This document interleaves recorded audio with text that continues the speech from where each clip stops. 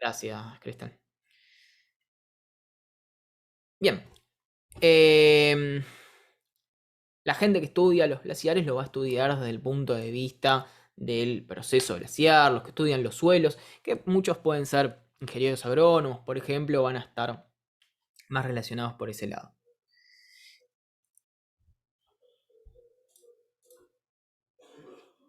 Otra definición, un poco tautológica, es que la geomorfología es lo que estudia las geoformas, ¿no? ¿Qué son las geoformas?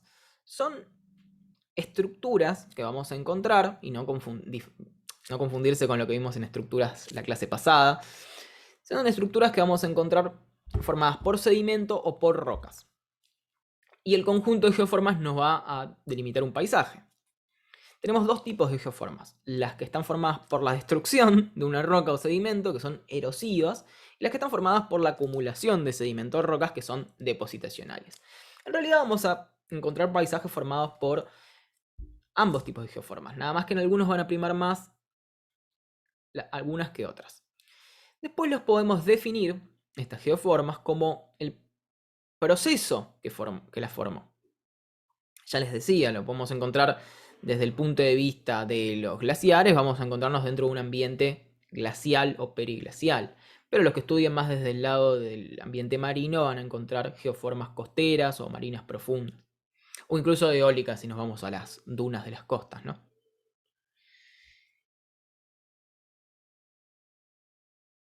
Algo interesante es que todos los paisajes que vamos a ver, la mayoría, no sé si todos, pero no se me ocurren contraejemplos, fueron formados en los últimos 2 millones de años. O sea que estamos hablando de una geología reciente. Esto es distinto, obviamente, en otros planetas, ¿no? Si nos vamos a la Luna, los paisajes lunares son muy viejos. Ustedes capaz podrán darse cuenta por qué pasa esto. ¿Por qué todos los paisajes estamos hablando de geología de los últimos 2 millones de años? Porque los paisajes más viejos se destruyeron, ¿no? Y cambiaron. Entonces, como nuestra Tierra es un planeta muy activo, Por la lo actividad orogénica, sí, básicamente. exactamente. Si nosotros no tuviésemos esa actividad tectónica, generalmente tendríamos a tener un planeta envejecido en el que los paisajes cambian poco y nada, como Marte. Bien, y hay un concepto muy parecido, yo les dije que vamos a verlo más bien desde el lado de la geología, no desde el lado de la geografía, que tiene que ver con la geología del cuaternario, ¿no? Que son estos dos últimos 2 millones y medio de años. Así que serían sinónimos para muchos geólogos, para mucha bibliografía, lo van a encontrar como exactamente lo mismo: geología del cuaternario, es decir, de los últimos 2 millones de años, o geomorfología. Al menos en mi casa de estudio, que es la UBA, y en Argentina en general, geología del cuaternario se acota específicamente a depósitos sedimentarios, es decir, equivaldría a geoformas depositacionales, y tiene que ver más con los fósiles, con las rocas, con los sedimentos, con esas cuestiones. Pero son dos ramas de estudio muy parecidas. Esto no significa que la geomorfología, es decir, los paisajes, no involucren rocas más viejas. Por supuesto que las involucran. Son los famosos afloramientos rocosos, ¿no? Si nosotros vamos a la primera foto, que tenemos las cataratas del Iguazú. Sí, las cataratas del Iguazú son geoformas que se formaron en los últimos 200.000 años, no sé cuándo exactamente se empezaron a formar, pero habrá sido desde la caída del nivel de base que tenemos actualmente, ¿no? Después de las últimas transgresiones marinas. Pero las rocas, es decir, todo lo que vemos acá, son jurásicas, es decir, tienen 200 millones de años. Así que no hay que confundir la edad del paisaje con la edad de las rocas. Esto lo vamos a pasar porque de hecho lo mencioné en otra de las clases, que tenía que ver en cómo fue cambiando la percepción del paradigma geológico. Pero la geomorfología es un estudio relativamente nuevo porque tiene que ver con comprender que los procesos actuales también sucedieron en el pasado y que la Tierra está en constante cambio. Hay un geólogo que es posterior a los que vimos en clases pasadas, que eran Lyell o Darwin, que es Davis. Y Davis lo vio desde el lado también cíclico, ¿no? Al igual que James Hutton había propuesto el ciclo de las rocas, él propuso un ciclo de los paisajes. Y ahí vamos viendo cómo varias ramas de estudio se van conectando y empiezan a formar la geología moderna. ¿Qué es lo que dijo Davis? Davis dijo, los paisajes también tienen un ciclo y pasan de ser jóvenes a ser envejecidos, es decir, se van desgastando y podemos pasar de una planicie a un ambiente de valles y finalmente volvemos a una planicie. Pero en realidad acá, si bien tenemos un ciclo porque empieza y termina con algo plano, no lo estamos reiniciando. ¿Cómo reiniciamos este ciclo? Bueno, ahora se lo voy a contar. Así que bueno, esta fue la propuesta de Davis, que empezábamos con un relieve, que ese relieve se iba desgastando, luego se iban a ir formando cumbres cada vez más planas hasta que finalmente terminábamos con una planicie. Y establecía determinadas etapas que básicamente son juventud, madurez y senectud o vejez del paisaje. Bien, ¿cómo reiniciamos este ciclo? Es decir, ¿cómo volvemos de acá a acá? Eso todavía no estaba del todo bien entendido, se sabía que algo tenía que reiniciar el paisaje, pero nosotros ya lo vimos, básicamente todo tiene que ver con la tectónica. Y hay dos procesos importantes en el reinicio del paisaje. Uno que se conocía un poco más en ese momento, que lo propusieron geofísicos desde el siglo XIX, tenía que ver más con el rebote isostático. ¿Qué es esto? Tiene que ver con un rebote que se produce naturalmente ante una carga. Eso se entendía bastante bien, mucho antes que la tectónica de placas. Y, de hecho, no me voy a adentrar mucho en esto, pero se creía que las montañas únicamente se formaban por el rebote isostático. Claramente no es así. Sabemos hoy en día que no es así y que afecta la tectónica de placas y los procesos de subducción. Pero en ese momento se creía que este era el único proceso de formación de relieve junto a otros que no existen, ¿no? Pero básicamente esto consiste en que si tenemos un relieve, como por ejemplo una montaña, luego se produce una erosión, eso va a hacer que se nos libere la carga, es decir, vamos a tener menos peso sosteniéndonos acá, y esto produce un rebote, como si fuese una especie de elástico. Entonces se produce ese rebote y se vuelve a elevar el terreno. Esto existe, pero no es el único proceso de generación de relieve, por supuesto. De hecho, existe hasta cierto punto, porque en algún momento este rebote deja de suceder y se estabiliza esto. Entonces tenemos cierto margen en el cual actúa el rebote isostático. Ahora sí, vamos a la tectónica, que es lo que manejamos hoy en día. Y bueno, vimos un proceso de la clase pasada que era, los vimos los dos, que era el de los cabalgamientos, que eran fallas inversas, ¿no? Cuando se producía un levantamiento de algunas capas por encima de capas más nuevas. Y este cabalgamiento sostenido a lo largo del tiempo iba a producir algo que se llamaban fajas plegadas y corridas, que son montañas de menor altitud y que están generalmente al lado de las montañas de mayor extensión. Estas montañas generalmente están levantadas por fallas de alto ángulo, que son las que vemos acá. Y básicamente serían, a grandes rasgos, los dos procesos tectónicos que levantan montañas, ¿no? Las fajas plegadas y corridas y las montañas en bloque también se los llama. Como ven acá no hay un cabalgamiento con escamas y con pequeñas láminas, sino que es un bloque ascendido y nada más.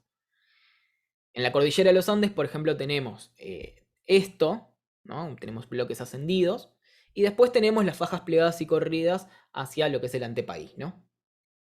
Entonces, esto se da, por ejemplo, en la cordillera frontal, donde tenemos los bloques ascendidos, el Aconcagua, por ejemplo, y después tenemos estos cabalgamientos que nos van a ser transicionales con valles intermontanos hacia el centro del país. Bueno, esto lo hemos visto muchísimas veces, pero tiene que ver en la relación entre los procesos endógenos y exógenos, ¿no?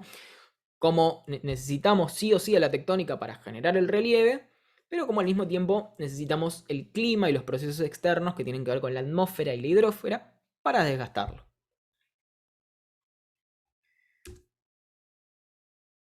Ahora vamos a arrancar con el primer proceso que tenemos si tenemos relieve. Mentira, en realidad van a actuar varios al mismo tiempo, pero vamos a describir uno que va a actuar inmediatamente, que tiene que ver con la gravedad. Si nosotros tenemos algo que está en altura, la gravedad va a tender que si existe algo que no lo sostenga, se caiga, por definición. Así que vamos a ver qué son los procesos gravitacionales. Estos procesos, si bien va a actuar el agua u otro agente, van a estar principalmente movidos por la fuerza de gravedad. Y hay varias cosas que van a desatar estos procesos. Por ejemplo, ¿qué es lo que estemos erosionando? No va a ser lo mismo cómo van a actuar sobre una roca que cómo van a actuar sobre sedimento. No va a ser lo mismo el clima va a determinar varias cuestiones, las precipitaciones, por ejemplo, o la vegetación. Y vamos a ponernos un ejemplo con suelo, ¿no? Nos tenemos roca, tenemos suelo, tenemos sedimento. Y supongamos que, bueno, estamos en un ambiente de alta montaña, no tenemos vegetación, tenemos una pendiente de unos 45 grados. Esa pendiente se va a llamar ángulo de reposo, que es el ángulo en el cual el material no se mueve. Que de vuelta, esto va a depender de otros fenómenos, ¿no? Como el sedimento o la vegetación que nos puede hacer variar esta pendiente. Pero vamos a variar otro factor, que tiene que ver con el clima, con las precipitaciones. Imaginémonos que llueve. Entonces, en estos espacios entre el sedimento, se va a saturar. ¿Qué va a pasar? Se va a volver menos estable. Entonces, acá va a actuar la gravedad y nos va a producir algún proceso gravitacional. Que ahora vamos a ver, hay un montón. Bueno, vamos a otro ambiente. Vamos a suponer que no llueve, pero sucede una actividad humana, ¿no? Vamos a decir que, no sé, sube un escalador. ¿Qué puede pasar? También puede pasar que se estabilice este sedimento y actúe la gravedad, que básicamente se caiga con el escalador y todo. Vamos a otro. Supongamos que sí hay vegetación y la vegetación está manteniendo firme esta pendiente, pero ocurre un incendio. Bueno, desaparece la vegetación y este sedimento no tiene nada que lo agarre y va a estar sujeto a la gravedad. Bueno, todos estos procesos que les comenté recién se llaman desencadenantes. Y en realidad no son la causa, pero sí son la causa final de este proceso. Ahora vamos a ver varios ejemplos. Vamos a empezar con una catástrofe, por ejemplo. Esto fue un proceso gravitacional que ocurrió en Perú en los años 70 y se cobró miles y miles de víctimas. Encontré dos números, esto supongo que tendrá heridos y un montón de pérdidas más, pero roza las 20.000 víctimas. ¿Qué pasó acá? Bueno, estos pueblos estaban a unos cuantos kilómetros de las laderas montañosas, pero lo que ocurrió fue un sismo que desestabilizó estas laderas y produjo unos procesos que se llaman flujos que terminó tapando por completo dos pueblos enteros. ¿Qué pasa ante un sismo? Bueno, vamos a ver unos videitos que encontré que me parecen muy interesantes, pero pasa un proceso que tiene que ver con la licuefacción. ¿Qué significa licuefacción? Básicamente volvemos líquido, un material sólido como el sedimento. ¿Qué es lo que se me fue? ¿Qué es lo que sucede? Nosotros tenemos un sedimento que tiene sus partículas con cierto contacto y una porosidad. Esa porosidad puede estar llena de agua o aire, o una matriz, no importa. Cuando ocurre un sismo, estas vibraciones separan los granos y aumenta la porosidad. El problema es que el material que está en el medio, que puede ser aire, agua o las dos cosas, se empieza a mover y no permite que esas partículas de sedimento vuelvan a unirse. O sea, pierde la cohesión. Una vez que se pierde la cohesión, dependiendo del material, porque no todos los materiales responden igual, pero responden. Esto pasa muchísimo cuando hay arcillas. Cuando se pierde esa cohesión, todo el sedimento se comporta como un líquido. Uy, vamos a... No puedo abrir esto.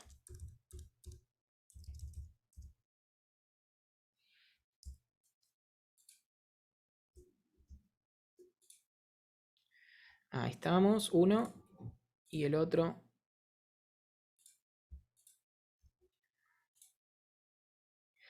Acá en realidad tenemos uno que es una licuefacción generada por el ser humano. Cosa que pasa esto. Puede pasar por vibraciones, puede pasar por varias cuestiones, pero... Acá está en la llanura de un río este señor y lo que va a hacer es empezar a generar una vibración de forma artificial.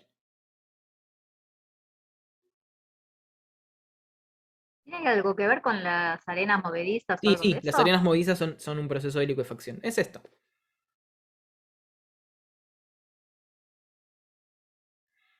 Miren cómo la licuefacción va generándose desde donde se generó las vibraciones hacia afuera. Ahora, en algún momento probablemente se empiece a hundir.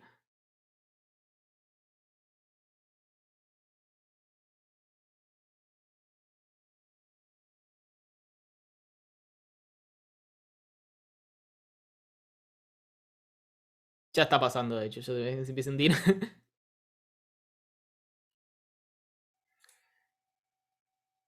Bueno, y acá volvió un sedimento que estaba relativamente estable a, bueno, un líquido.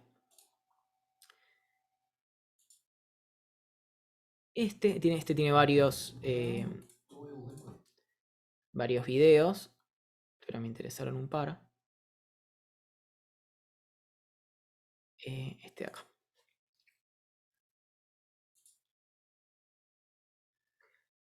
Presten atención porque es sutil, pero fíjense, bueno, acá hay unas baldosas y fíjense que se empiezan a mover. ¿Qué pasa? Ahí no estamos viendo la licuefacción porque acá hay todo un asfalto, pero todo el sedimento que está por debajo se está moviendo como un líquido, entonces está flotando esto de golpe.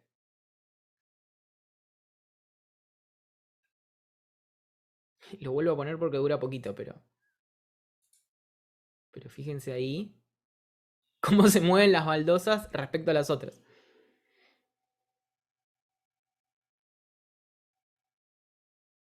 Y bueno, y obviamente la gente que estaba ahí se cayó, pero podría ser mucho más terrible esto.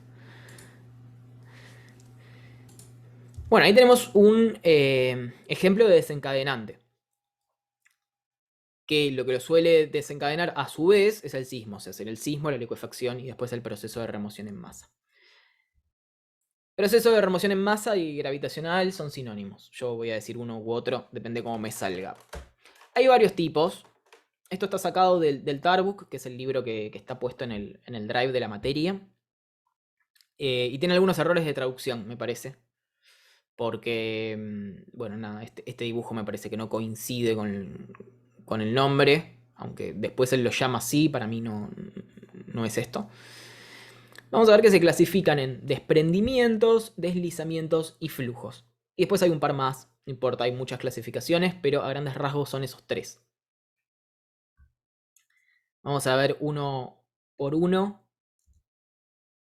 Vamos a empezar con los desprendimientos, que a su vez tiene dos, los que son los desplomes y las caídas. Esto es un desplome o vuelco.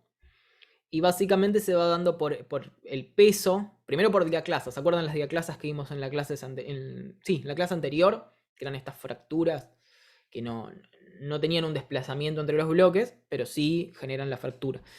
Bueno, se puede producir un desplazamiento, pero ese desplazamiento es por el peso mismo del material.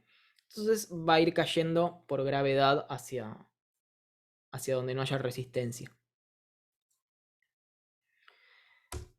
Otro es la caída, así nomás se llama, en inglés es rockfall, y no hay un vuelco así que en ángulo, simplemente es cuando hay un material que sobresale y la gravedad va a actuar verticalmente.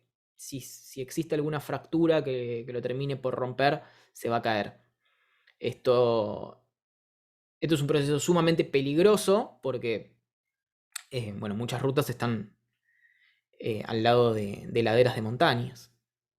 Así que, bueno, la Vialidad Nacional suele clausurar muchísimas rutas, especialmente en el norte, por este proceso. De hecho, cuando se va por alguna ruta se ve eso cada tanto. Sí, sí, sí, sí, sí, es muy común. Sí. Esto sucedió hace poco, el año pasado, no, este año, principios de este año. No sé si lo recuerdan, esto es en Minas Gerais, Brasil.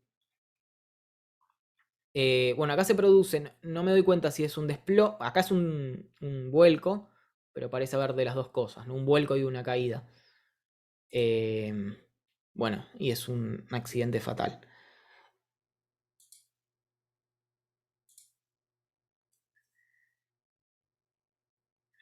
Vamos a otros que son no tan fatales, pero sí son muy destructivos, especialmente con las construcciones que existan por encima.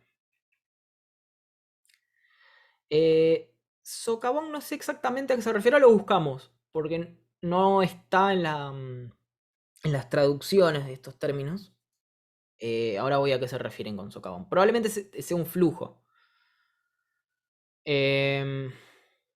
Eso se llaman deslizamientos y la característica que tienen los deslizamientos es que el material que está por encima tiende a mantener cierta cohesión.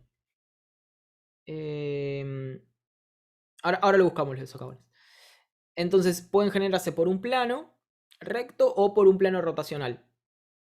Acá tenemos uno de menor escala, donde vemos que el material por encima tiene cierta cohesión, ¿no? Entonces tenemos estas terrazas que se mantienen. En este caso, bueno, ya no hay más cohesión porque se destruyó todo el material, pero el plano era más bien recto. De esto vamos a encontrar un montón en sectores de las mesetas, por ejemplo. Todo lo que es la meseta de Chubut y Río Negro está, si nos acercamos hacia el borde, van a encontrar todo el paisaje caracterizado por estos deslizamientos.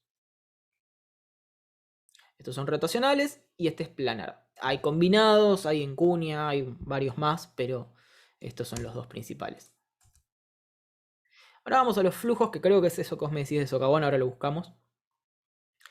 Flujo puede haber de diferentes tipos. Tenemos de barros, tenemos de detritos, cuando en realidad no hay tanta arcilla, sino que hay más bloques en seco, sin tanto material arcilloso, pero sí están caracterizados siempre por la presencia de agua. Entonces esto tenderíamos a hablar de un proceso que está entre el medio de un fluvial y un proceso gravitacional. De hecho, muchas veces se suelen encauzar por cauces de ríos. Otras veces, cuando sobrepasan el cauce del río, bueno, van a parar a donde pueden. Son procesos muy rápidos y peligrosos, siempre. Generalmente no hay flujos que no sean peligrosos, ¿no? Acá tenemos otro muy conocido en la historia de nuestro país, que son los flujos. En general hay varios flujos por esa zona.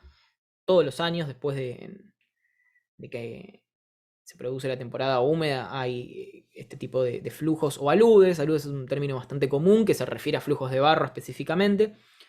Pero bueno, este fue catastrófico en Tartagal, Salta. Bueno, la calidad del video no es la mejor, ocurrió en el 2000. Pero bueno, acá ven que el flujo todavía está encauzado en un río.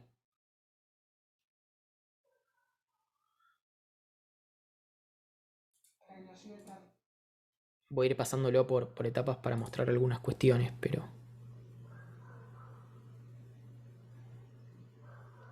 Esto es posterior a la luz, en realidad la luz ya ocurrió y esto es la continuación.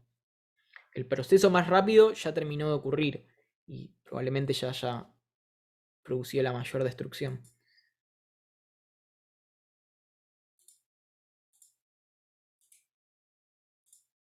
Bueno, fíjense acá cómo se está llevando un auto. Bueno, como les comentaba, esto es transicional entre un proceso gravitacional y un proceso fluvial. Estaríamos entre medio de un proceso gravitacional y una crecida de un río. O sea, generalmente suceden los dos a la vez y en lugares es puramente fluvial. Acá ya estaríamos, creo, en una crecida de río más que en una luz, pero van de la mano.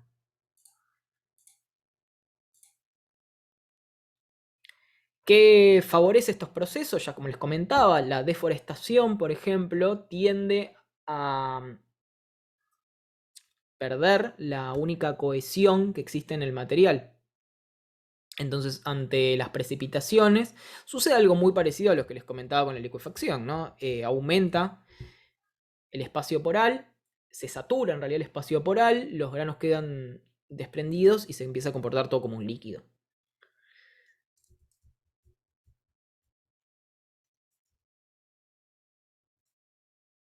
Bueno, ahora vamos a uno que no es destructivo. Es destructivo, todo es destructivo acá, pero no es tan destructivo, pues muy lento. En general, bueno, si hay una casa por encima y la reptación no se puede mitigar de ninguna manera, lo va a destruir, ¿no? Pero probablemente no se lleve una víctima en el medio.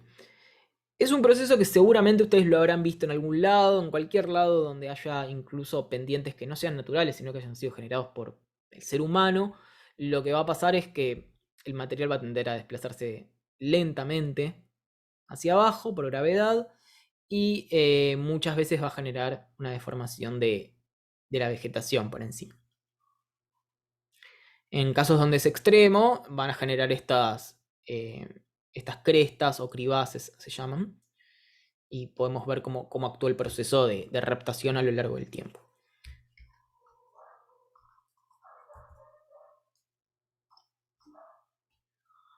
Otro proceso también bastante común y que va a estar intercalado entre momentos lentos y de caídas muy continuas de material con todos los que vimos atrás, ¿no? Como por ejemplo las caídas o los deslizamientos. Va a haber de las dos cosas.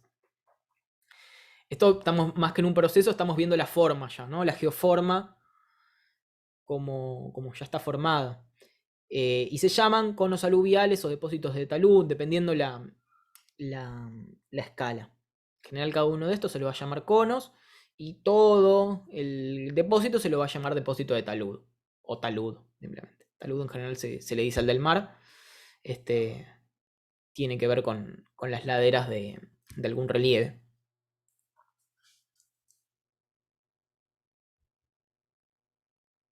Y ahora vamos a pasar a ríos. ¿Quieren un recreo? Estamos bien, ¿no?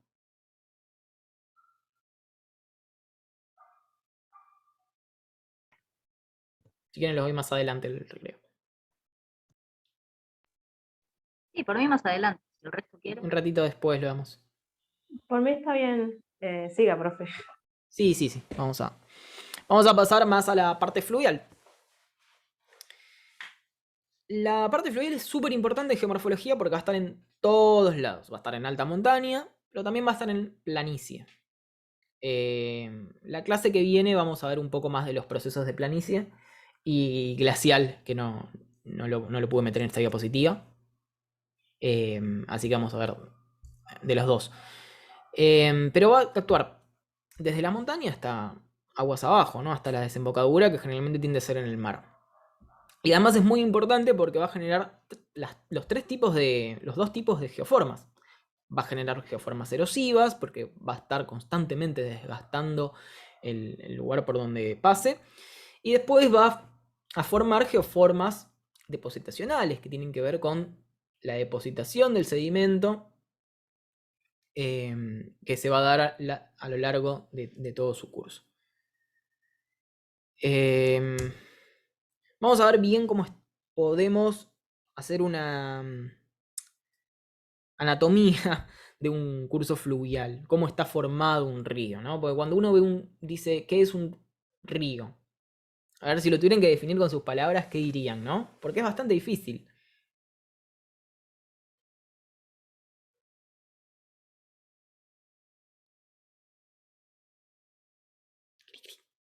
Bueno, ¿Es un el río en camino realidad, que va labrando un curso de agua? sí, es un curso de agua, pero que va a tener cierto recorrido, ¿no? Sí. Ese Sí, la recorrido, zona más baja siempre. claro, lo podemos, generalmente estos son términos que se suelen manejar, ¿no? Vamos a estar hablando de una cabecera, que es de donde nace este río, y una desembocadura. Generalmente estas cosas están conectadas, ¿no? La cabecera de un río puede estar ligada a otro río y su desembocadura va a estar ligada a otro río muchas veces. Esto que vemos acá es un ejemplo idealizado, ¿no? Es muy poco común, salvo en lugares, no sé, Chile, por ejemplo, pero es muy poco común que un río nazca en una montaña y desemboque en el mar. En general esto es un diagrama idealizado. Estas partes se van a llamar tramos altos, tramos medios y tramos bajos, pero generalmente vamos a estar hablando de aguas arriba o aguas abajo. Generalmente no lo vamos a dividir así tan tajantemente porque les digo, esto está idealizado y en ningún caso sucede que tengamos partes tan bien definidas. Va a estar definido por algo que se llama perfil longitudinal, que es si esto, bueno, básicamente sería esto que está acá, ¿no? Sería cómo bajaría el río desde su cabecera hasta su desembocadura. Y tiende a ser una estructura no recta, quizás en este dibujo no se aprecie, pero tiende a ser una estructura cóncava, así, donde no vamos a hablar de una pendiente, sino que vamos a estar hablando de un gradiente que cambia a lo largo de este perfil. Cerca de su cabecera va a ser muy empinado y cerca de su desembocadura va a tender a ser más plano, va a tener una pendiente menor. A su vez, ahora vamos a ver que esto generalmente nunca sucede y que en realidad un río atraviesa varias irregularidades a lo largo de su perfil longitudinal y es más bien una cosa así. Bueno, esta subida está de más, tiende a ser más escalonado.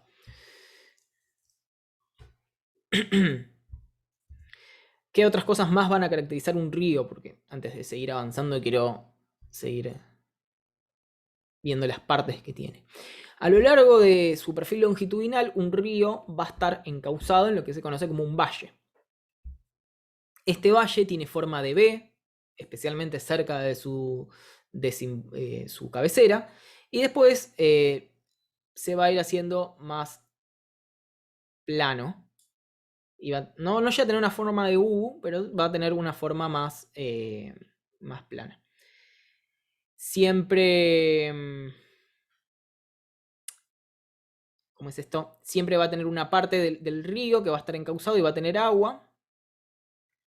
Y después va a tener una parte que solamente se va a inundar en momentos de crecida, que se va a llamar planicie fluvial.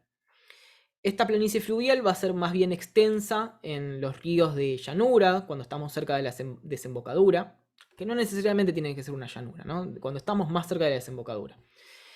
Y en la parte de su cabecera simplemente va a ser lo mismo que el valle, es decir, no va a tener una planicie o va a ser muy muy pequeña.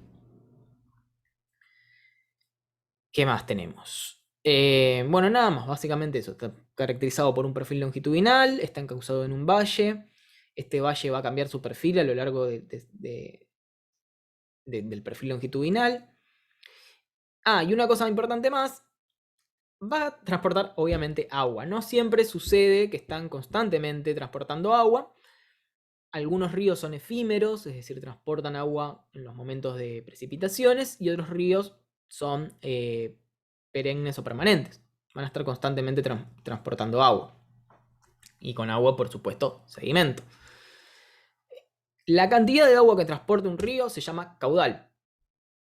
Y el caudal de agua va a ir aumentando a medida que nos acercamos a su desembocadura. Por varias razones. Pero la principal razón es de que si nosotros tenemos el río acá, a medida que nos acercamos a su desembocadura, es muy probable que haya otro río que confluya, lo que se conoce como tributario. Entonces, estos ríos que confluyen van a aportar agua y su caudal va a aumentar. También va a haber otras razones secundarias de por cuál aumenta el caudal, pero vamos a tener las precipitaciones, vamos a tener la infiltración de agua subterránea.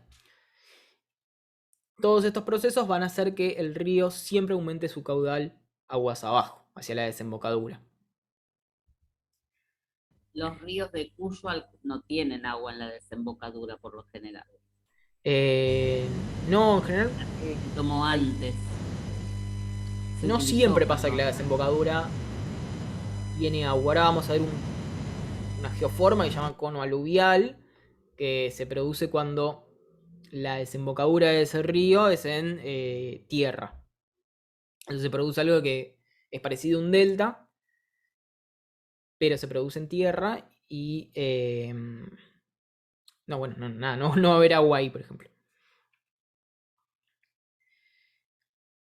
¿En qué estaba? Ah, bueno, lo del caudal, ¿no? El caudal va a aumentar hacia la desembocadura. Sí, igualmente, en ese caso, ¿no? Respondiendo, porque creo que evadí un poco la respuesta que tenía que dar. En ese caso, igual el caudal va a aumentar. Es difícil que el caudal disminuya. Puede haber un proceso de infiltración que haga que disminuya el caudal. Pero si lo comparás con su cabecera, siempre va a tener más caudal hacia el final. Es casi imposible que un río se transporte menos agua a medida que progresa. Si se Pero indica o se embalsa. no, bueno, si te embalsa es otra cosa. Ahora vamos a ver lo que pasa con un embalse o con un dique que puede ser natural o artificial. Ahí estamos hablando de otra cosa. Yo estoy diciendo de la cantidad de agua que va a transportar. Generalmente eso siempre va a ser más a medida que el río progrese. Ok, gracias. Si se abren brazos. Ojo con esto. Generalmente los ríos, los brazos no se abren, sino que confluyen en sí mismos. Los brazos se tienden a abrir en un ambiente de abanico aluvial, que vamos a ver al final, y deltas que lo voy a contar un poco en la clase que viene. Pero es parecido a un abanico aluvial nada más que en un cuerpo de agua. Entonces, lo que nosotros tenemos es el ambiente de montaña, acá, y tenemos una confluencia de ríos, lo que se conocen como tributarios, ¿no? Entonces, estos brazos en realidad no se están abriendo, se están cerrando. Se están cerrando en la red fluvial. Si, a ver cómo lo hago para borrar esto.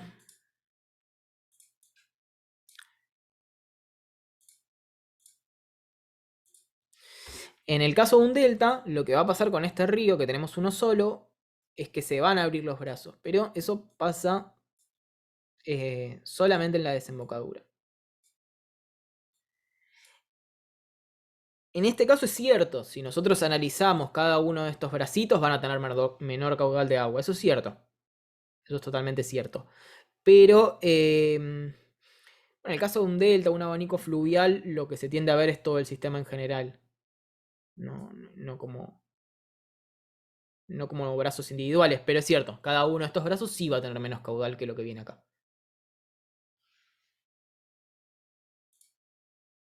Buena acotación, Brasil. Ahí tenemos un ejemplo donde el caudal tendería a disminuir, pero en realidad si vemos todo el sistema, aumenta. Bien. Y pasan algunas cosas interesantes, ¿no? Con este aumento de caudal. El río necesita transportar más material, que no solo va a ser agua, sino que también va a ser sedimento.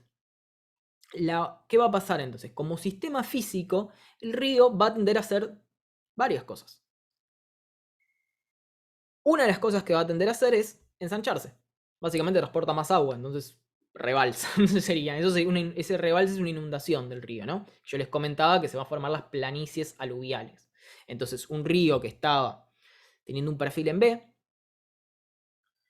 va a empezar a tener una planicie aluvial. Eso va a ser un ensanchamiento del río. Además, muy probablemente profundice. Entonces va a hacer las dos cosas, se va a ensanchar y va a profundizar. Estas dos cosas no son ni nada más ni nada menos que la erosión fluvial, es decir, va a estar desagregando material de los costados y en vertical, en profundidad. Entonces, a medida que aumenta el caudal, va a tender a erosionar. Después pasa algo que esto es muy contraintuitivo, a mí me costó mucho entenderlo a lo largo de la carrera, que es la velocidad de un río. La velocidad va a aumentar con el caudal, van a estar casi linealmente relacionados. Pero uno tiende a creer, y en parte es cierto, que un río de montaña tiene más velocidad que un río de llanura, ¿no? Si uno ve un rápido como el que tenemos acá, va a decir la velocidad de esto es mayor que la de un río de llanura. No sé, como Paraná. Pero esto no es así. La velocidad media del río de llanura, que tiene muchísimo más caudal y transporta mucha más agua, es mayor que la velocidad de un río de montaña. Pero pasa una cosa en el río de montaña. La cantidad de agua que se está transportando acá es muchísimo menor que la que se transporta en un río de llanura, como por ejemplo el Paraná. Y toda la energía de este curso fluvial está concentrado en esa área menor. Entonces, aunque la velocidad media sea menor, la velocidad concentrada en ese lugar es mayor. Esto es bastante complicado y contraintuitivo de entender, pero básicamente sería como cuando uno se pincha con una aguja. Esto es una analogía un poco rara, pero ¿qué está pasando ahí? Estamos concentrando mucha fuerza en poca área.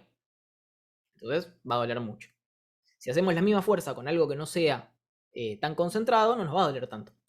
Bueno, algo parecido pasa con los ríos de montaña, salvando todas las magnitudes de unidades, pero es exactamente lo mismo. Vamos a tener concentrado mucha energía en poca área en un río de montaña, y en un río de llanura el caudal va a ser mucho mayor, vamos a tener más energía, pero el área va a ser mucho más grande, vamos a transportar más agua y por lo tanto no vamos a apreciar esa velocidad.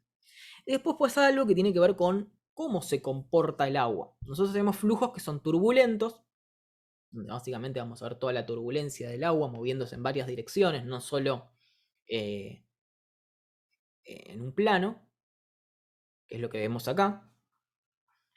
Pero si este río estuviese tranquilo en una llanura, veríamos un flujo laminar. No necesariamente tiene que ser una llanura. Por ejemplo, tenemos una pendiente más o menos empinada, pero no tenemos, por ejemplo, todo este lecho rocoso. Lo que vamos a tener es un flujo laminar, donde vemos que el agua se está transportando en forma de planos. Eso va a tener una percepción muy distinta visual, donde podemos ver que si el flujo es turbulento, nos va a parecer más rápido que si el flujo fuese laminar. Pero esto no es necesariamente cierto. Si uno va a pasar el día al delta del Tigre y aprecia el movimiento del agua, va a ver que el río es muy rápido. Es extremadamente rápido. Pasa que es distinto, tenés un flujo laminar ahí.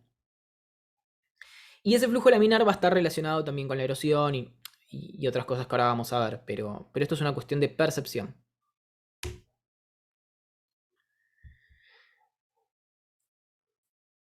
Entonces bien, vamos a ir al siguiente concepto muy importante de geomorfología, que tiene que ver con el nivel de base.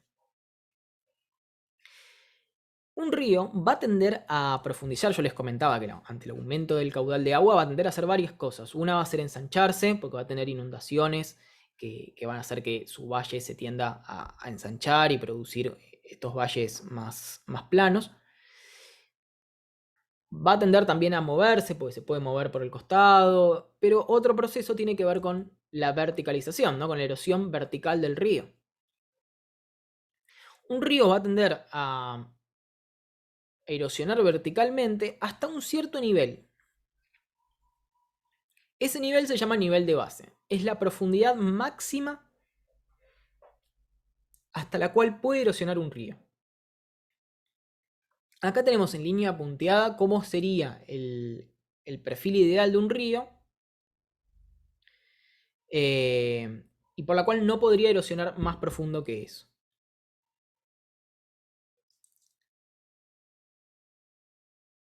Ay, perdón.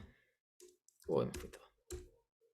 Ahora bien, tenemos dos tipos de niveles de base. El absoluto, que es el mar. Los ríos van a tender a buscar el nivel del mar. O podemos tener niveles de base local. Alguien me había comentado, no me acuerdo si era Marcela o quién, me había comentado sobre los diques. Los diques, ya sean naturales o artificiales, como un embalse, van a ser niveles de base locales.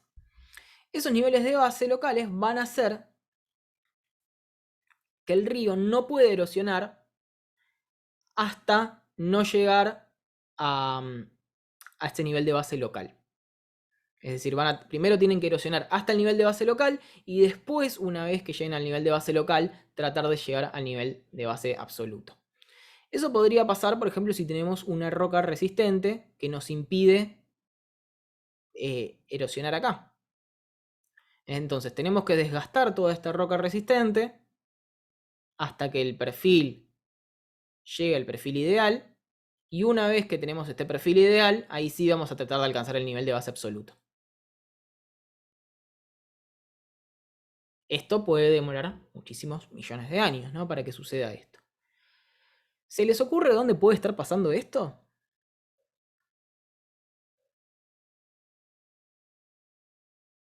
¿En el Iguazú? Exactamente, en la foto que habíamos puesto inicialmente, que eran las cataratas del Iguazú. Igual vamos a verlo ahora en Google Earth. Antes que ver la foto, porque la foto no se ve bien. Pero si lo vemos en Google Earth, vamos a ver que aguas arriba, el río no está erosionando tanto. Está concentrando toda su erosión en donde está alcanzando el nivel de base local. Para que la erosión ocurra aguas arriba, tiene que erosionarse ese nivel de base local. Y eso es lo que está sucediendo hasta el día de hoy, ¿no? Las cataratas del Iguazú se están desgastando todo el tiempo, hasta que eventualmente ese nivel de base local desaparezca y la erosión se traslade aguas arriba. Pero bueno, eso va a llevar su tiempo. A su vez, el cambio de nivel de base absoluto va a estar relacionado con el mar. Entonces, es absoluto, pero no es constante. Nosotros vimos, no me acuerdo en qué clase, si la anterior o la otra, que el nivel de base, que el nivel del mar iba a condicionar casi todos los sistemas que se daban aguas arriba, ¿no? Todos los sistemas depositacionales van a estar relacionados con el nivel del mar. Entonces, si el nivel del mar sube, ¿qué va a pasar? El río va a tener un nivel de base superior y por lo tanto toda la erosión se va a transmitir aguas arriba. Es decir, no va a estar erosionando donde estaba, sino un poco más atrás.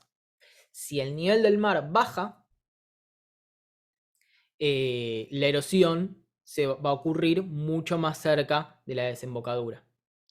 ¿Eso se entiende? Imagínense que nosotros bajamos el nivel del mar. Esto es súper interesante porque es básicamente toda la historia de la geomorfología. Tiene que ver con cambios del nivel del mar. Si nosotros bajamos el nivel del mar hasta acá generaríamos casi un resalto, ¿no? Generaríamos algo parecido acá. En este caso no estaría dado por una capa de roca resistente, como está este ejemplo, sino que estaría simplemente dado por una caída del nivel del mar. Entonces el río tendría que erosionar todo esto para volver a su perfil longitudinal ideal. Y ahí al no haber roca va a ser más fácil la erosión. Sí, es muy probablemente. De hecho, como un cambio del nivel del mar así abrupto no existe. Esto no pasa. Nunca pasó. Ni puede pasar. En realidad es un ejemplo falso porque esto no sucede así. No genera un salto. Pero sí va a pasar que el nivel del mar baje de manera progresiva y el río traslade su erosión a aguas arriba. Porque genere ciertas irregularidades en la costa. Hoy sucede al revés, hoy está subiendo el mar. A la Hoy costa tendería a sí. subir, lo cual, bueno, va a generar el efecto inverso. Ay, ¿no puedo poner la lapicera? Acá está. Si el nivel del mar sube, el nivel de absoluto va a subir también. Entonces, ¿qué pasaría? Trasladaríamos la erosión aguas arriba, no aguas abajo.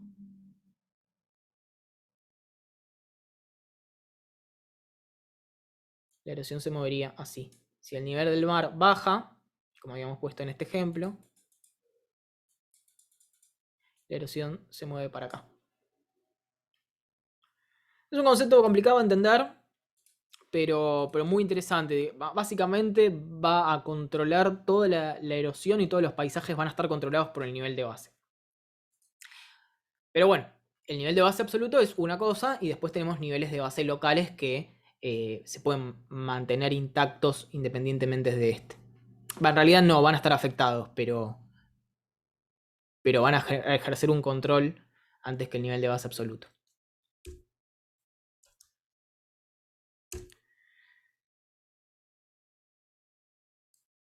Bien, entonces, en este estado, no vamos a borrar todo porque no se entiende nada. En este estado, que dijimos que habíamos alcanzado el perfil del nivel de base, ¿no?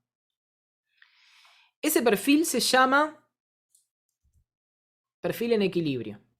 Cuando el río alcanza este perfil, no erosiona, ya no tiene más nada para erosionar porque llegó al nivel de base,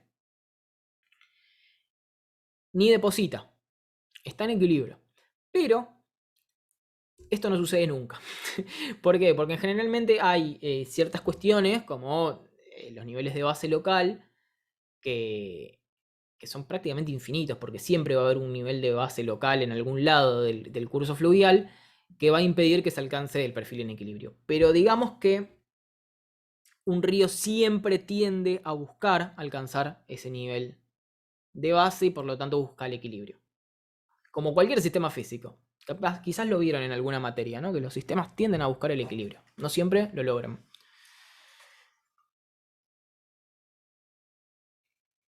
Ahora veamos un poco la balanza esa. Eso es un trabajo bastante viejo, pero súper interesante en la forma de explicarlo, porque explica muchas cosas.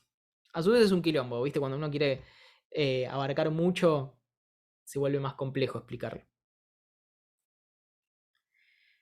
El trabajo este nos dice que el perfil en equilibrio de un río va a estar relacionado con varias cosas, pero principalmente con la carga de material que tenga y con el caudal de agua.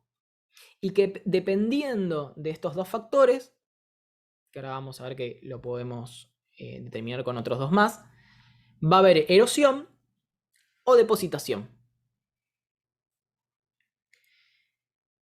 A su vez, la carga va a tener que ver con el tipo de sedimento que tenga, ¿no? Si va a ser más grueso, si va a ser más fino, etc.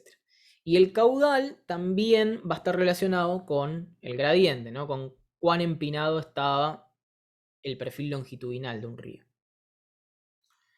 Entonces vamos a tratar de jugar con algunas de estas perillitas de la balanza para ver cómo se nos inclina, si un río está erosionando o no. Tenemos un río transportando agua, está en equilibrio en teoría, y de golpe ocurre una luz, aguas arriba, ¿no? Lo que vimos antes, ¿no? Un proceso gravitacional que nos aporta material. Bueno, le estamos agregando carga al río. Entonces, este plato va a pesar más. Y esto es súper contraintuitivo, ¿no? Más que yo nunca vi una balanza de estas, me cuesta entender. Pero lo que va a pasar es que la flecha apuntaría para el lado de la depositación. ¿Por qué? Va a haber más carga, el caudal está constante, entonces va a haber depositación de material. Eso es lógico, ¿no? Estamos diciendo hay una luz, aguas arriba, ¿qué va a pasar con el río? Y el río va a tender a depositar el material, no va a tender a erosionar. Bueno, vamos a mover otra perillita. Vamos a decir que en realidad aumenta el caudal, porque hay un aumento de las precipitaciones, hay un deshielo, no sé, pero aumentamos la cantidad de agua.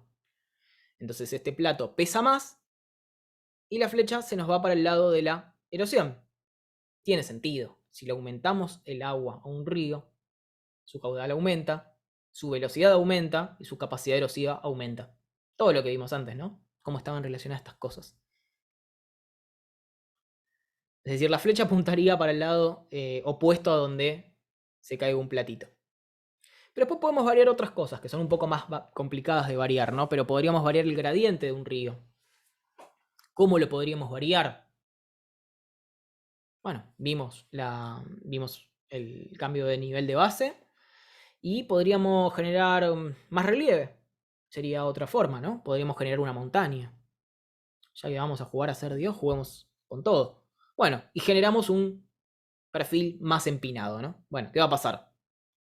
El plato cae, ¿no? Si nos movemos para acá, si movemos esa perillita para la derecha, para este lado, ¿dónde está mi lapicera? Acá está. Lo movemos para acá. Bueno, el plato va a tender a caer, ¿no? La flecha va para el otro lado, nos dice que el río va a erosionar.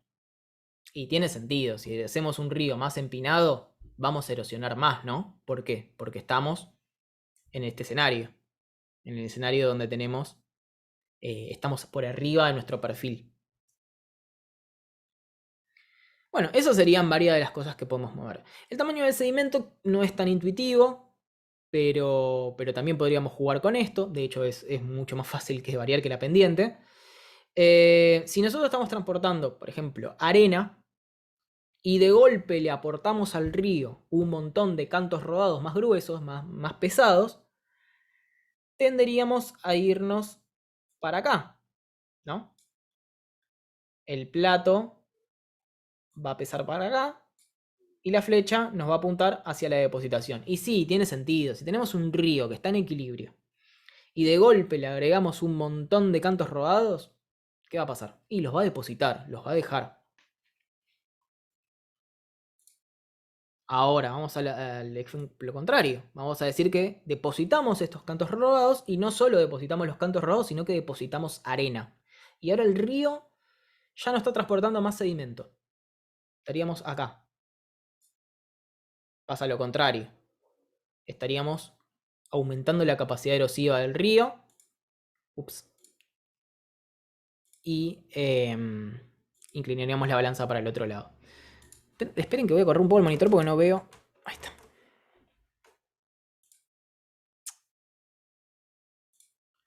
Bueno, ¿se entendió? Es bastante un lío, pero son un lío los ríos. La verdad es que dependen de muchos factores. Haberlo resumido así para mí es bastante un logro de este señor Russian.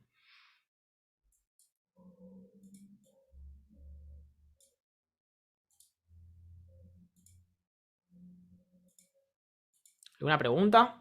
Quiero dejar que decante un poco esto.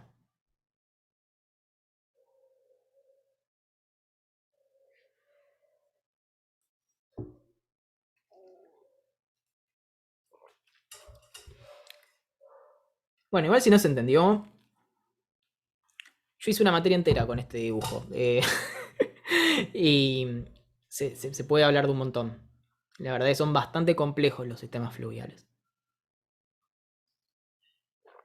Esta materia es un poco así, ¿no? Es como, ¿vieron el río?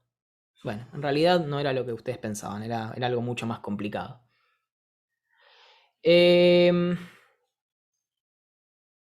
Hidrología como carrera no sé si existe.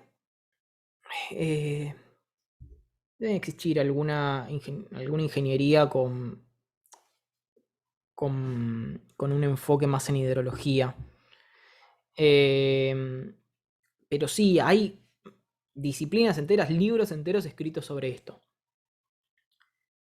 Los que lo estudian son principalmente geólogos, hay geógrafos, por supuesto, hay ingenieros civiles. Los ingenieros civiles lo tienen que manejar de taquito esto. ¿Por qué? Porque imagínense que construir una presa, ¿no? Ahora tengo esto, Graciela. Construir una presa es exactamente este ejemplo, ¿eh? Es muy parecido a este ejemplo, con otras cuestiones, no estamos hablando de una erosión natural, pero lo que estamos haciendo es variar el perfil longitudinal de un río, porque vamos a generar un nivel de base local con una represa, ¿no? Entonces, básicamente estaríamos afectando todo el comportamiento aguas arriba. Bueno, quienes diseñan una represa hidroeléctrica o un dique para no sé, almacenamiento de agua o lo que sea, tienen que tener muy claro cómo va a afectar el sistema fluvial aguas arriba y aguas abajo. Así que no son solo geólogos, los ingenieros civiles que se dedican a eso lo tienen que manejar clarísimo. Graciela, vos me habías preguntado sobre ríos subterráneos. Lo vamos a ver la clase que viene, pero como tenemos tiempo, vamos a ver un poco de eso.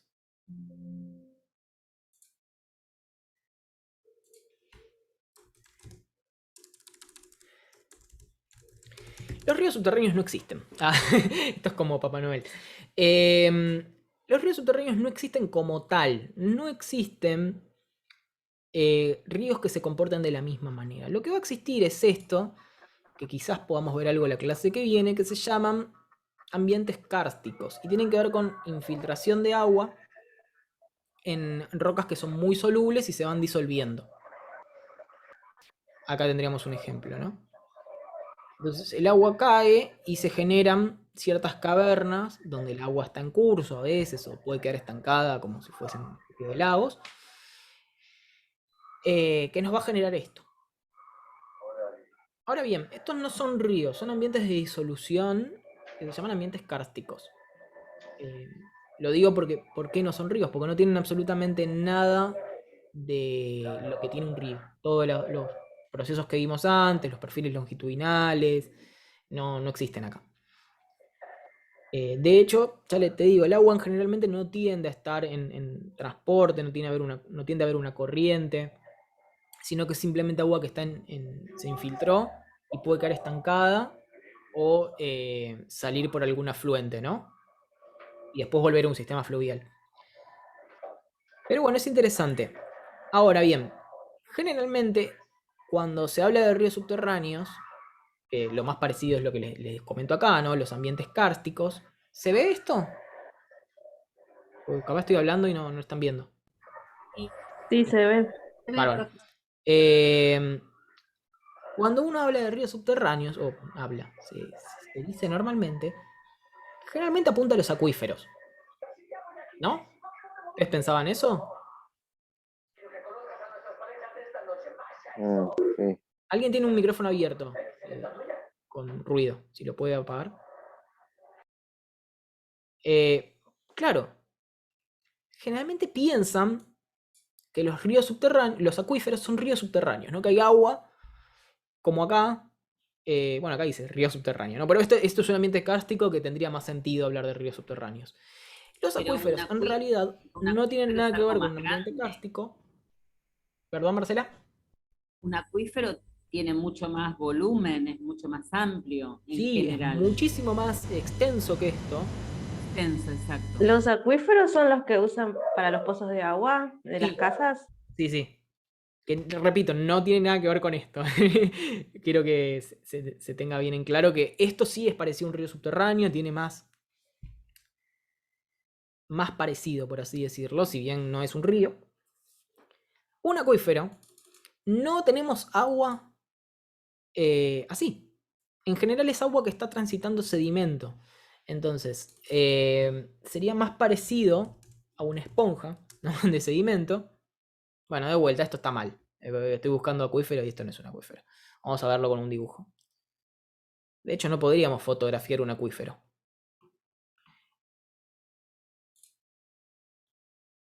Un acuífero es agua que está transitando por sedimento o una roca.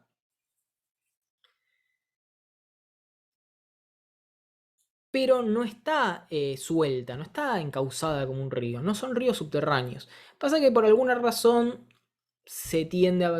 No sé, alguien le dijo río subterráneo esto y la gente piensa que en realidad hay como una especie de túnel donde fluye el agua. También tienen que ver los colores. Yo creo que los colores han impactado mucho en algunos diagramas y así como se tiende a poner el manto de la Tierra en color naranja, después la gente cree que está fundido. Con los acuíferos, al pintarlos de celeste, muchos han creído que eran ríos subterráneos. Que eran como túneles gigantes que albergaban agua. Bueno, esto no existe. En realidad, lo que existe es sedimento, donde el agua va a estar contenida en la porosidad de ese mismo sedimento. Bueno, ¿Y el agua esa de dónde viene? ¿Del agua de la lluvia? Sí, infiltraciones por encima. En realidad, ojo, fíjate acá donde dice acuífero libre. Eso va a tener aporte del agua meteórica, de la lluvia.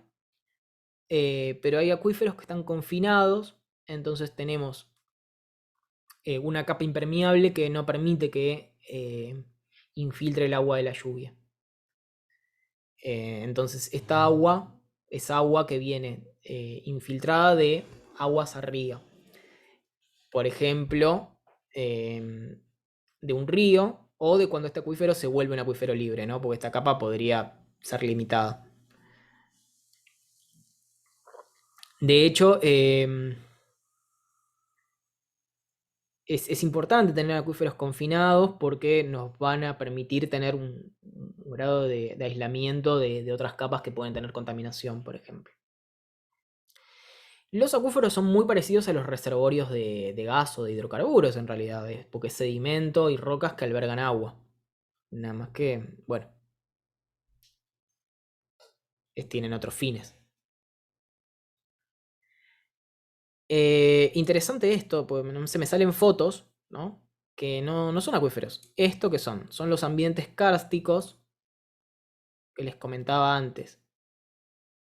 Bueno, alguien le puso acuífero, no sé, qué sé yo. Si uno quiere ver un acuífero, la única forma de verlo es cuando estos afluentes salen a superficie y pasan a algunos lados. Esos suelen suceder en algunos pantanos, ambientes de marismas también.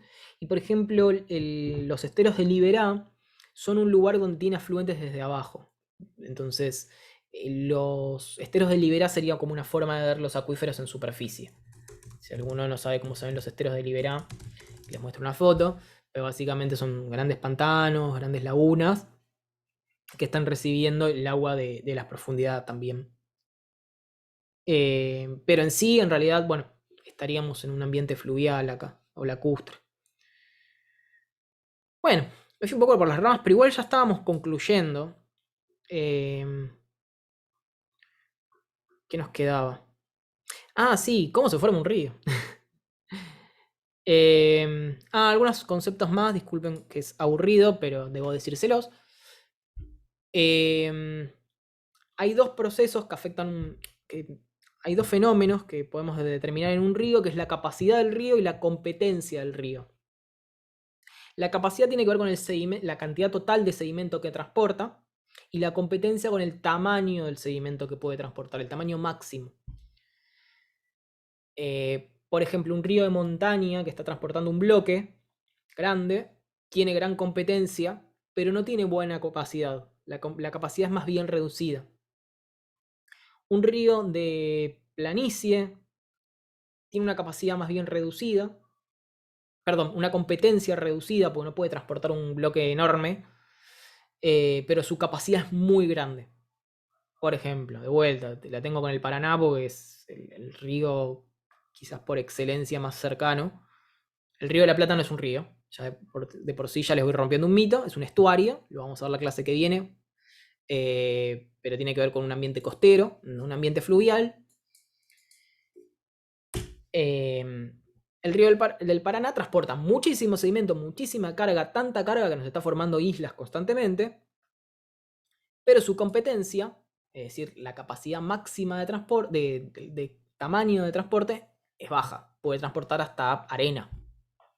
No te puede transportar un bloque. En un río de montaña, como la turbulencia es mucho mayor, acá está explicado lo que les comentaba antes, como la velocidad concentrada es mucho mayor y se generan turbulencias, se pueden transportar bloques de gran tamaño. En un río de llanura, como los flujos son, en general, son laminares, no hay turbulencias y no se puede transportar un bloque, no hay manera de hacerlo. Durante una inundación un río puede pasar, esto no es quizás tan común donde estamos nosotros, que estamos muy cerca de la desembocadura, pero si nos fuésemos un poquito más para el norte, donde las inundaciones de estos ríos son un poco más frecuentes, en la planicie se van a generar turbulencias y sí se puede transportar bloques de gran tamaño. Ahora vamos a ver cómo nace un río, porque esto no se sabe mucho. Vos me habías dicho, Graciela, digo vos como si me entendieran, ¿no? Graciela creo que me había comentado de los socavones. Para mí socavón es esto, es una cárcava. pero déjame buscar. A ver, socavón. También en minería se dice socavón. Sí, no, a ver lo que me sale acá en Google. Yo digo, bueno, es una palabra que conozca mucho. Esto es esto, es lo que habíamos buscado antes. Es el ambiente kárstico, el ambiente de disolución. Fijémonos en este dibujito.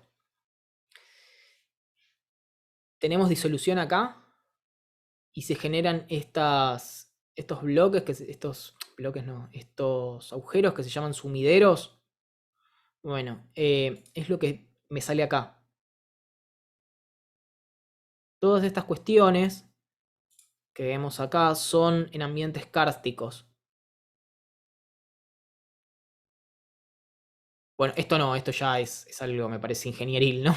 Alguna negligencia humana del que lo hizo. Pero todos estos que estamos viendo acá se producen porque el material que está alrededor es muy soluble. Entonces se produce una erosión que no tiene nada que ver con la fluvial, tiene que ver con la disolución de ese material y con la gravedad también. Nada, todos estos casos son ambientes de karst. Es lo que acá tenemos como sumideros o dolinas también se llaman. Tienen diferencias, pero no recuerdo cuál es. Pero generalmente estos son procesos que tienen que ver con la disolución de una roca caliza. O también en yeso se puede dar o algo por el estilo. Bien. ¿Qué estábamos? No, yo decía porque socavón me sonaba a esto, ¿no? A esto que está acá, que se llaman cárcavas, y nos representan la geoforma inicial de un río. Cuando se producen las precipitaciones, dependiendo de la pendiente, dependiendo del sedimento, podemos tener diferentes tipos de flujos superficiales. Algunos son flujos laminares, donde no nos genera mucha geoformas, pero otros flujos pueden generar una erosión en forma de rills, que son estas pequeñas linitas muy comunes de ver en la costa, en algunos médanos se ven los rills, y las cárcavas, o gullies en inglés. Rills no tiene traducción, gullies generalmente los conocemos como cárcavas. Y es exactamente lo mismo, pero un poco más grande de extensión.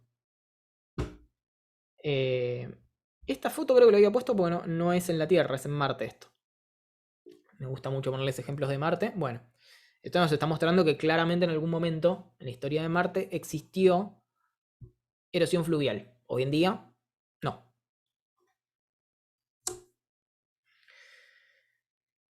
Bien, a medida que progresa el curso fluvial y la erosión vertical va a ser mayor y la erosión horizontal también, lo que se va a producir es un valle en B, que les comentaba.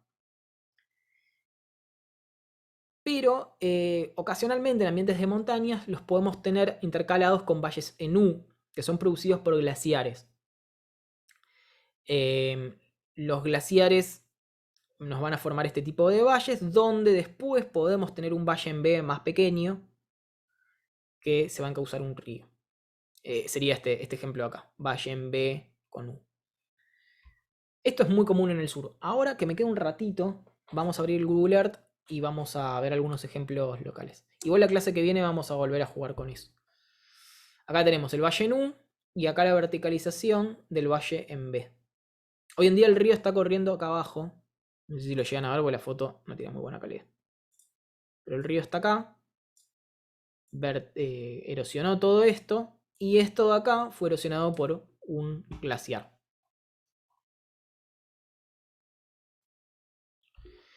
¿Qué va pasando en el medio? En el medio, además de profundizar, con las inundaciones va a transportar sedimento a la planicie. Cada vez que transporta sedimento se va a producir una gradación del material y se puede producir una terraza. Que tienen diferentes formas. Pueden ser así, como si estuviesen una dentro de otra, o pueden ser más bien así. Dependiendo cómo sea la erosión del terreno, van a tener diferentes formas. Pero básicamente las terrazas son planicies fluviales antiguas que quedaron escalonadas. También muy común de ver en varios lados donde puedan apreciar un río, van a poder distinguir las terrazas fluviales. A partir de ahora no van a volver a ver un río igual. ¿Qué más sucede a medida que progresa la evolución de un río? Bueno, va a depositar material. Este material lo va a depositar de diferentes formas. Unas son las barras, ya les comenté, unas son las terrazas, otras son las barras. Las barras, a diferencia de las terrazas, no van a estar ubicadas al costado del río, sino que van a estar ubicadas dentro del río. ¿Por qué se produce esta acumulación de sedimento? Porque en algún momento el río pierde un poco de su energía. No toda, pero pierde un poquito. ¿Por qué pasa esto? Por algún obstáculo. Ven acá, dice capas duras de areniscas. Bueno, podría ser una razón por la cual el río pierde energía. Y cuando pierde energía, de vuelta, deposita. Deposita material y se forma esta barra. Otra razón por la cual pierde energía es que se abra, ¿no? Esto puede abrirse y cuando se abre pierde energía y se produce una barra, una bifurcación. Cuando hay un exceso de pérdida de energía, o sea, la pérdida de energía es muy grande, se va a producir un montón de sistemas de barras que va a formar un río anastomosado. En este caso nosotros tenemos un río continuo que forma un río anastomosado donde cada uno de estos canales tiene menor caudal, ¿no? Va a estar dividido en varios lados el caudal del río.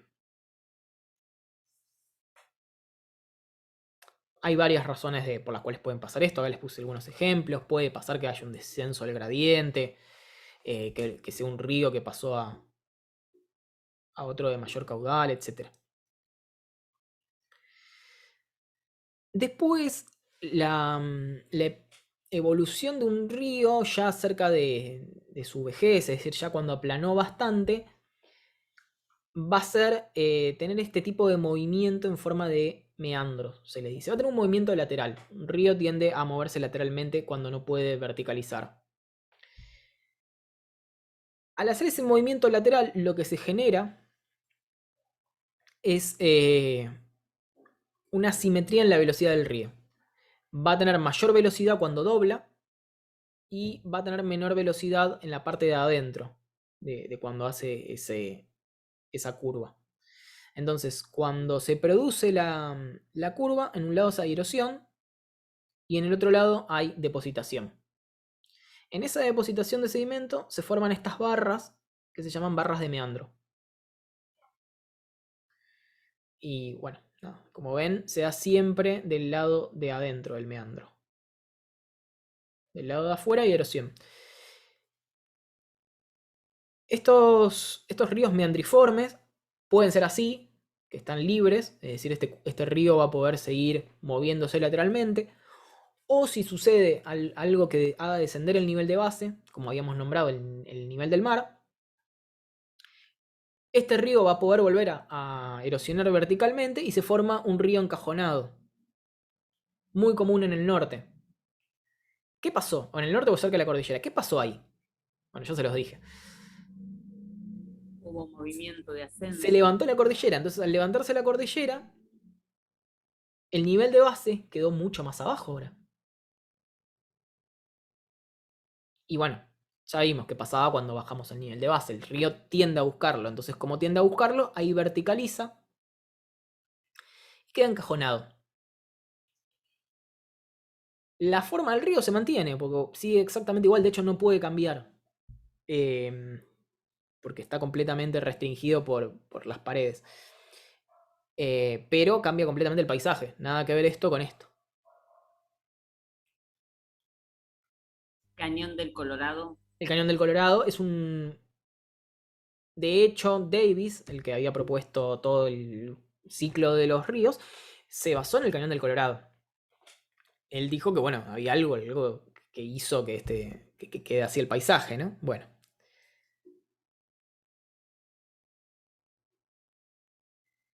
Este ejemplo es relativamente cerca de donde estamos, es entre el límite entre Avellaneda y Capital Federal, que se llama Meandro de Bryan. Hay un un club de fútbol muy de barrio ubicado en el medio, tiene una canchita, pero es el único lugar donde el riachuelo, el río Matanza, no fue rectificado. No sé por qué razón, si había algún tema con alguna población o algo, pero el riachuelo es todo meandriforme.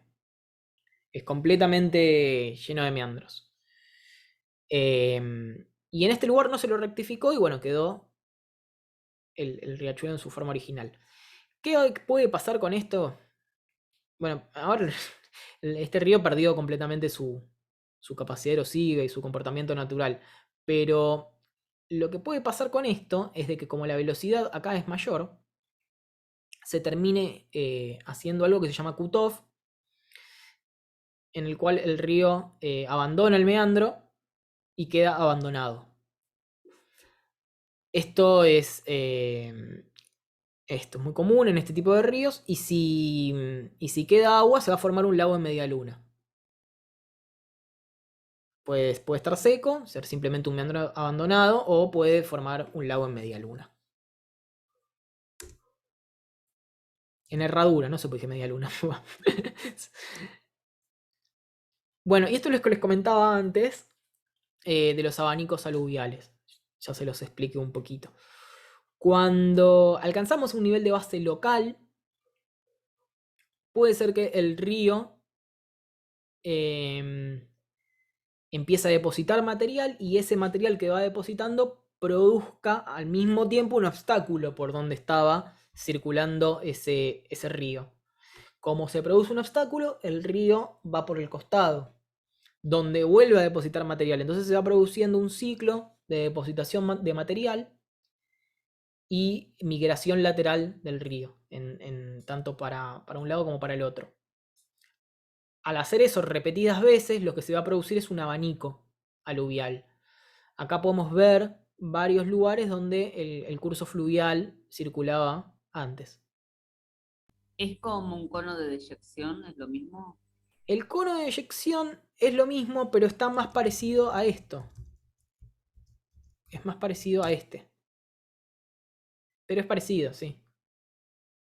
Yo entiendo los conos de eyección como más parecidos a este tipo de conos de Sí. alta pendiente.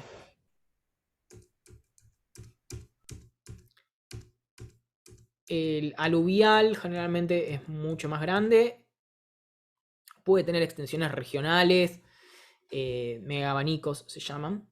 Y, o ser más pequeños. La pendiente es menor que la de un cono de talud. Son más chatitos. Pero mayor que la de un delta. En un delta el sistema es parecido, pero distinto.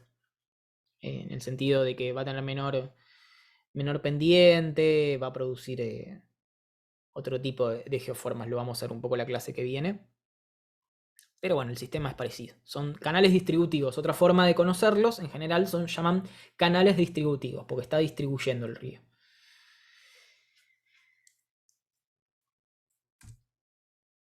Bueno, ahora hacemos un zoom out. Vamos a... Permítanme que voy a agarrar el celular para la hora. Nos quedan unos 20 minutos. Si hacemos un zoom out, los ríos, los que nos van a tender a formar, son redes fluviales. Es la conexión de todos los ríos desde su cabecera hasta su embocadura. Van a tener varias redes de drenaje o redes fluviales.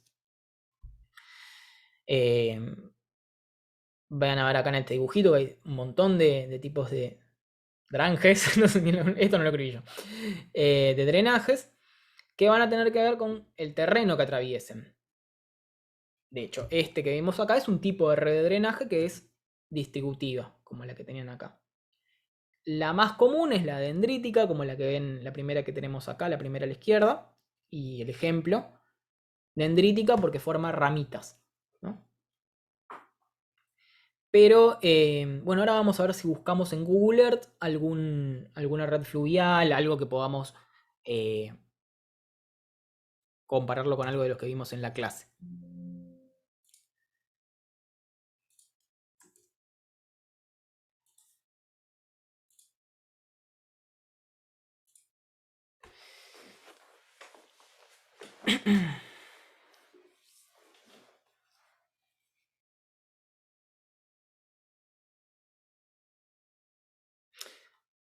Esto es improvisación porque no sé a dónde voy a caer. Pero vamos a ir a un río, cualquiera. Cualquiera que podamos ver acá. Vamos a ver cómo nace, cómo va cambiando sus formas, qué nos encontramos. Puede que no nos encontremos nada interesante, o sí.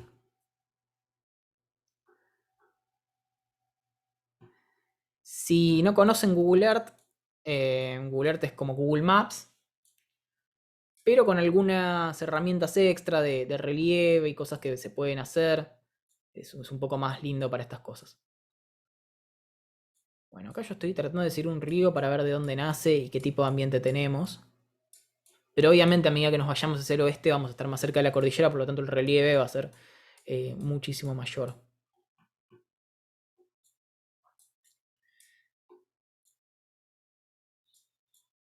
Quiero llegar a la cabecera principal. Bueno, estaríamos acá. A ver, o acá.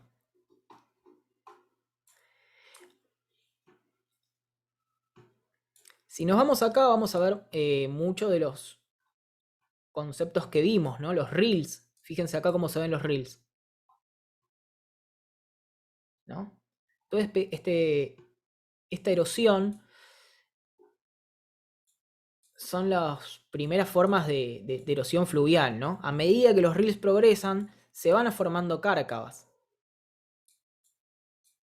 En que las cárcavas ya son de mayor tamaño.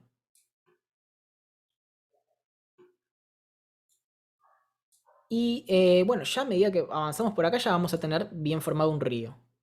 Puede que sea un río efímero porque no tiene agua constantemente, ¿no? Probablemente esto reciba solamente agua en momentos de deshielo o algo por el estilo. Acá ya rápidamente encuentra un nivel de base local de río. Estarían haciendo por acá, o quizás tenga algún tributario por acá. Pero rápidamente encuentra un nivel de base local que es la laguna esta. ¿Qué va a pasar en este nivel de base local? Bueno, veamos. Quizás se pueda ver algún patrón distributivo. Bueno, algo se ve, no mucho. Se forma un pequeño delta. Muy pequeño porque nada, es una laguna muy chiquita, ¿no? Pero tenemos algo distributivo acá. Y acá fíjense lo que tenemos, las barras. ¿Recuerdan el sistema anastomosado? Bueno, acá tenemos un montón de barras.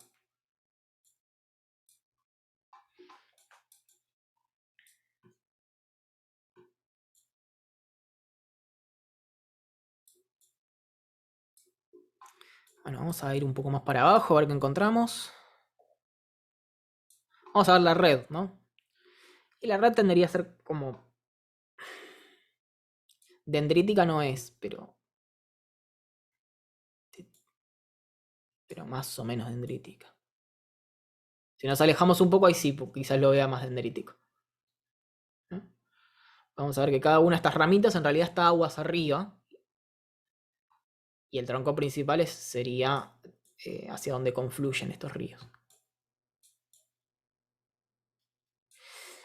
Tengo ganas de ver algo que es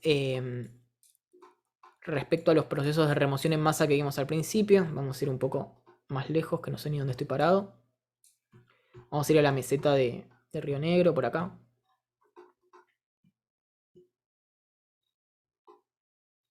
Vamos a ver qué encontramos.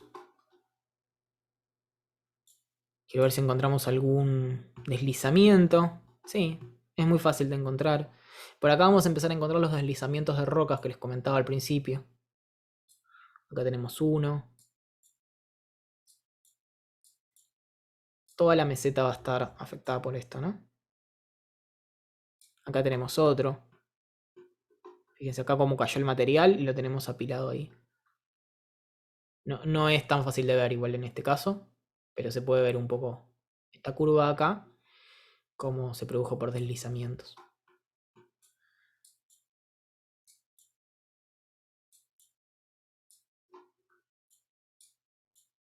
Todo, es exactamente todo esto está producido por deslizamientos. Pasa que no se ve muy bien pues ya están un poco erosionados, pero...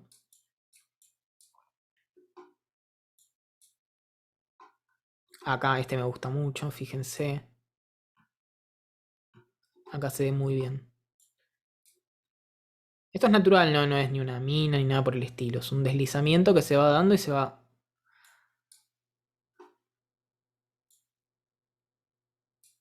Ven acá lo mismo.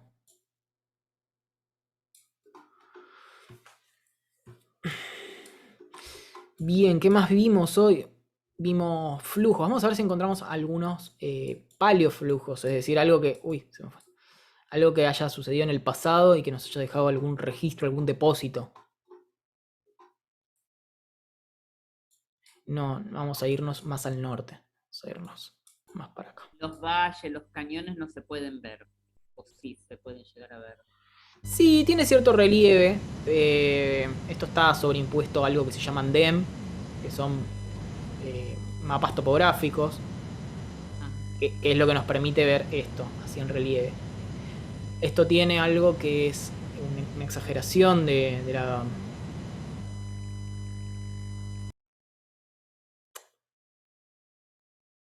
Ay, no lo encuentro.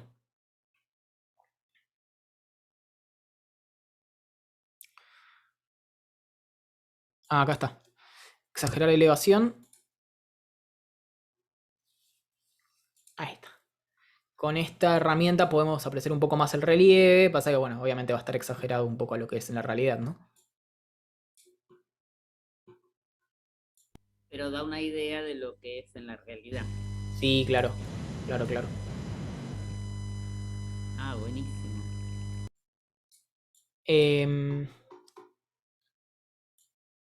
No, quiero irme un poco más para... Que estoy en... No, ya estamos en Salta.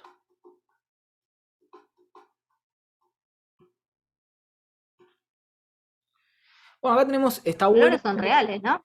¿Cómo? Los colores de la roca Sí, son sí, son reales reales. porque son imágenes. Son imágenes, sí, son fotografías. Son imágenes. Ah, Dependiendo dónde estemos, podemos tener fotografías por aviones o fotografías satelitales. no, es increíble cómo se ve. Acá está bueno porque tenemos abanicos aluviales.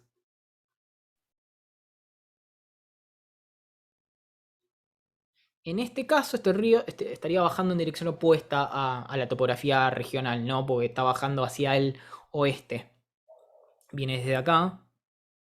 Y fíjense cómo se nos forma un abanico aluvial.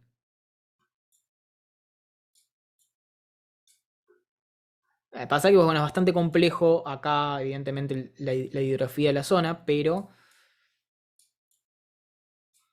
no es casualidad tampoco la forma que tienen los lugares. Fíjense esto. Pero hay ríos que van hacia el oeste, que nacen, Sí, sí, sí. digamos, en Argentina y van al Pacífico, o intentan llegar. Sí, no sé si llegan al Pacífico, creería que no, quizás más al sur donde no tenés...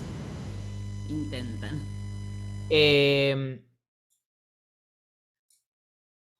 Fíjense que no es casual la forma de los lugares, ¿no? Básicamente están edificados, están asentados sobre abanicos aluviales. Por varias razones. Los abanicos aluviales en sí va a ser tierra fértil muchas veces, porque va a estar saturada en agua, van a poder cultivar, van a tener aporte del río que no está muy lejos. Entonces no es casual que las poblaciones se hayan asentado en abanicos aluviales. Es más, si son poblaciones muy antiguas, probablemente las mismas poblaciones hayan atestiguado la misma migración del río. Entonces no es casual la forma que tienen los lugares, especialmente en la alta cordillera.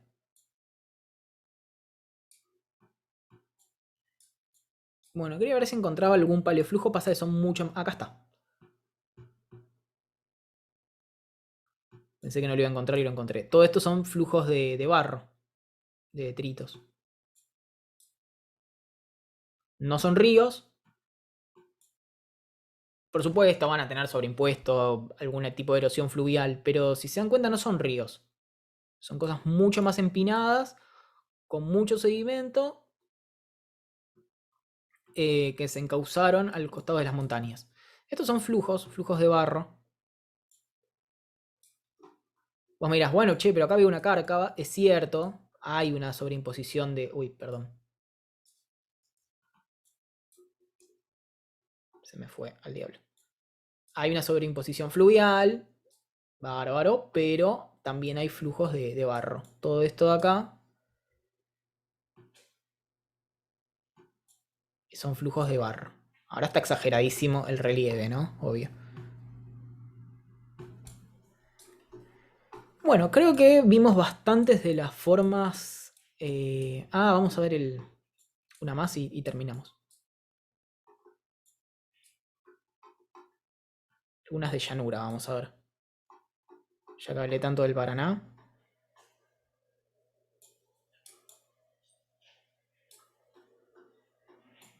Fíjense cómo el Paraná es un río mendiforme.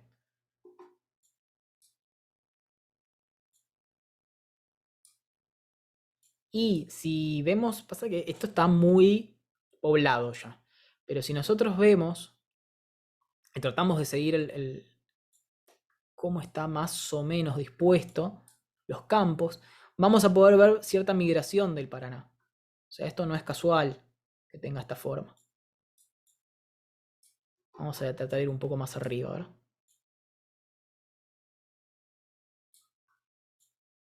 Acá.